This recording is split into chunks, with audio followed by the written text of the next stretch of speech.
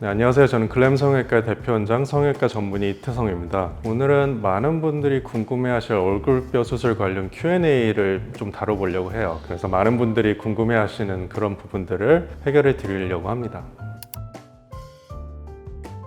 사실 이 부분은 얼굴뼈 수술뿐만 아니라 이제 성형외과 수술 전반에 걸쳐서 공통적으로 해당되는 부분인데, 얼굴뼈 수술은 얼굴뼈 성장이 끝난 후에 해야 되는 게 당연히 맞습니다. 그 시기가 이제 보통 여자분들은 중3 그 이후, 남자분들은 고2 그 무렵이라고 보시면 될 것 같아요. 그래서 저는 보통 빨리 수술을 원하시는 그런 학생분들이 오시면 고3 끝나고 수능을 보고 오시라 말씀을 보통 드리거든요. 내 키가 이제 성장이 안 되는 시기가 왔다 그러면 이제 나는 이제 얼굴뼈 수술을 해도 되겠다, 그렇게 이해하시는 게 가장 빠를 것 같고요. 그 시기가 보통 고등학교 졸업한 이후다, 그렇게 말씀드립니다.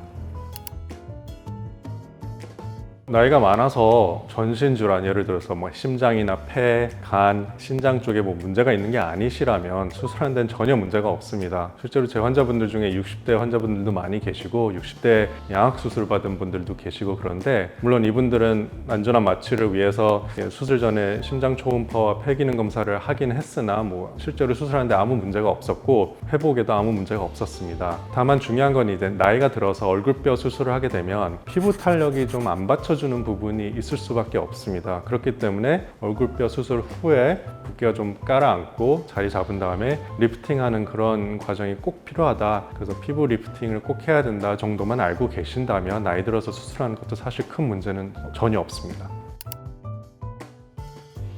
이 질문도 사실 많은 분들이 요즘 얘기를 하고 있어요. 그러니까 보통 LED 마스크나 고주파 기기를 집에 갖고 계신 분들이 많고, 아니면 이 수술을 계기로 좀 장만하려는 분들이 많은데, 결론부터 말씀드리면 한 2주 뒤부터는 가능하다. 다만 얼굴에 직접적으로 강한 압박이나 열감은 사실은 좋지 않기 때문에 가급적이면 낮은 모드에서 좀 시작하는 걸 권해드리고요. 수술 후 2주 지난 시점부터는 가능하다, 이렇게 말씀을 드리고 있습니다. 근데 사실은 가장 효과적이고 비용도 안 드는 이제 붓기 관리 팁은 열심히 냉찜질, 온찜질 하고 또 열심히 산책하고, 이게 가장 중요하다 항상 강조를 드립니다. 이제 광대 수술 후에 볼페임이 생기는 부위를 보면 보통 이 정도의 부위거든요. 만져보면 뼈가 없는 부분입니다. 그러니까 우리가 광대 수술하면 광대뼈 위에 살은 당연히 붙겠지만 이 안쪽은 사실은 근육과 인대를 유지를 합니다. 유지를 해야지 나중에 살처짐이나 볼처짐이 덜 오기 때문에 근육과 인대가 유지된 부분은 이제 아무래도 안 붙게 되죠. 그래서 수술한 부위와 안 한 부위의 붓기 차이에 의해서 볼페임이 보일 수밖에 없고요. 실제로 그래서 수술하고 나서 붓기가 있는 동안에는 오히려 볼페임이 좀 심해 보일 수도 있고, 원래부터 볼페임이 있던 분들이 특히 조금 더 그런 게 있습니다. 근데 붓기가 빠지면서 볼페임도 점차 완화가 될 것이고, 실제로 수술 전보다 훨씬 좋아지는 경우도 많으니 너무 걱정하지 말고 시간 갖고 지켜보시라 항상 말씀을 드립니다.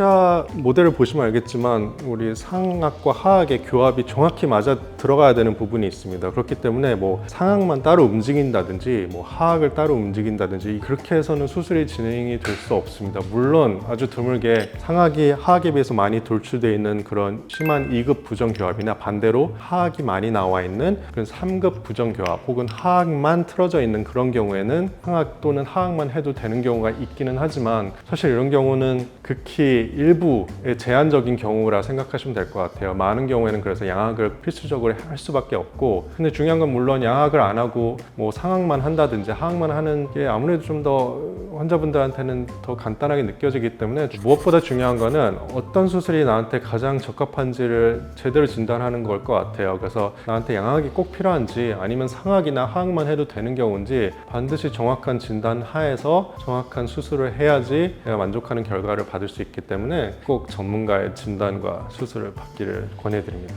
오늘은 제가 상담하면서 또 겪어보면서 많은 분들이 궁금해했던 그런 부분들을 해결하는 Q&A 시간을 가졌습니다. 다음엔 더 유익한 내용을 찾아뵙도록 하겠습니다. 지금까지 글램 성형외과의 이태성 원장이었습니다. 감사합니다.